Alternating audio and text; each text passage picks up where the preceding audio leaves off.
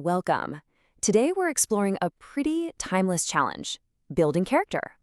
We're going to be drawing inspiration from the work of philosopher Ralph Waldo Trine to unpack a really powerful way to think about closing that gap between the person you want to be and the person you find yourself being day to day. So let's just dive right in with a question that, we all wrestle with. Why is it so hard to do the things we know are right?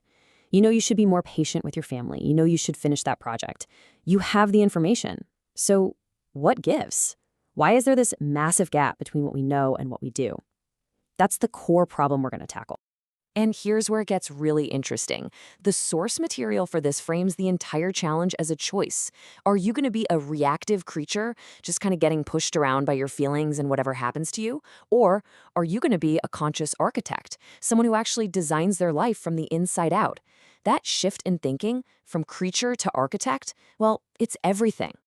Okay, so how do we actually make that shift? Well, the first step is to get a completely different model for what character even is. Instead of seeing it as some fixed part of your personality, let's start thinking of it as an inner architecture, a structure that you are actively, intentionally building, brick by brick.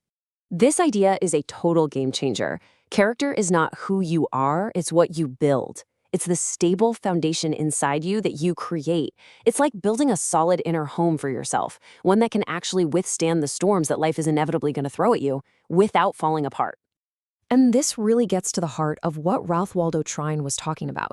Basically, the unseen causes the seen. Your inner world, your thoughts, your beliefs, your principles, that's the blueprint. Your outer life, the part everyone sees, is just the building that gets constructed from that blueprint. So if you want to change the building, you can't just slap on a new coat of paint. You have to go back and change the plans. All right, so if we're going to be architects of our own character, we need to know what to watch out for. The common hazards on the job site. And there are a couple of major traps that can completely sabotage the whole construction project. First, we've got the mood trap. This is when your actions are totally run by your internal weather. You know the feeling. Ugh, I just don't feel like it. Then you've got the drift trap. This is when you're controlled by external storms, just passively reacting to whatever comes your way. One makes you a slave to your feelings, the other a slave to your circumstances. Both are traps. So, how do we actually avoid these traps? It's not just about trying harder or having more willpower. It's about having a better method.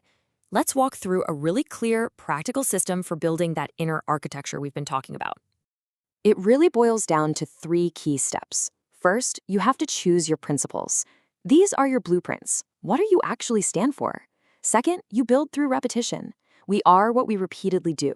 Stability isn't made in one grand gesture. It's forged by laying one small brick consistently day after day. And third, you shift your identity. You start seeing yourself not as someone trying to be disciplined, but as a disciplined person. That's a huge shift.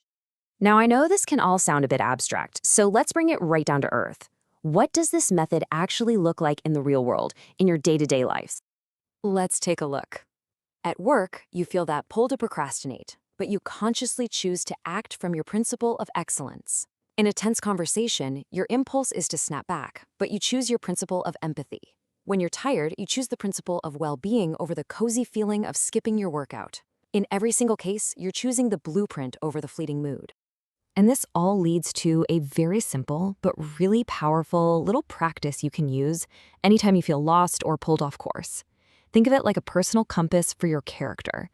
We can call it the Character Compass Reset. It's designed specifically to help you find your true north right in the heat of the moment, just when the mood trap or the drift trap is about to pull you in. And it's just 3 simple steps. First, when you feel that pull of impulse or reaction, just pause, create a little bit of space. Second, in that space, ask yourself, what's my guiding principle here? Is it honesty, courage, kindness? And third, choose the action that lines up with that principle. This little sequence is how you reclaim your role as the architect and act from principle, not impulse. So let's tie this all together. That gap between knowing and doing, it's not a mystery. It's a structural problem. And we close it by building our inner architecture. Remember, character isn't something you have, it's a foundation you build. And you do it by avoiding those traps of mood and drift, and instead using principles, repetition, and identity as your tools. The big takeaway here is that character is a skill, and like any skill, it can be learned. So as we wrap up, I'll leave you with this question to think about. This isn't about some massive overnight renovation. It's just about laying one single brick.